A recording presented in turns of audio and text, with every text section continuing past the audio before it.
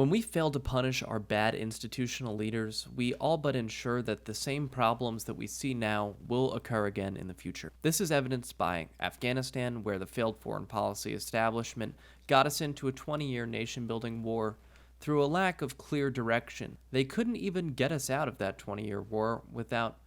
getting 13 service members killed and without stranding tens of thousands of the people who risked their lives over the last 20 years to assist us in our efforts. But this failure at the top levels of American governmental institutions carries over to public health institutions such as the NIH, which are continuing to fund the EcoHealth Alliance, whose leader, Peter Daszak, was responsible for funding much of the coronavirus research that was happening in the joint United States-China laboratory in Wuhan, who was responsible for promulgating the theory that the coronavirus was zoonotical in its origins, meaning that it originated from a bat and jumped to people that way. He discredited the theory that it could have possibly originated in a lab for months, and our institutions backed him up. It was a bannable offense on many social media platforms for months to suggest that the coronavirus originated in a lab, and it was something that only lunatics said. When it became clear that it was at least highly likely that the coronavirus originated in a lab that we were funding, it should have been a clear signal to those at the top of our institutions that we should no longer fund that type of risky research and that we should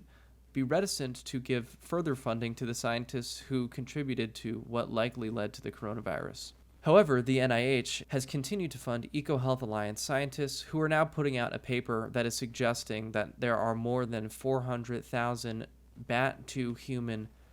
virus transmissions every year. And even if that's good research, keeping Peter Daszak and Anthony Fauci in power signals that we have not learned from our mistakes. When there are mistakes made at the highest levels of government, whether that be in the State Department, the Department of Defense, the NIH, we need to make the leaders who make the mistakes pay. Or people will lose faith in their government because they will see blatant incompetence in their lives on their television screens and not see anybody pay for those mistakes. If we want to have people have faith in our government, we must make people pay for our mistakes, and we must ensure that they don't happen again.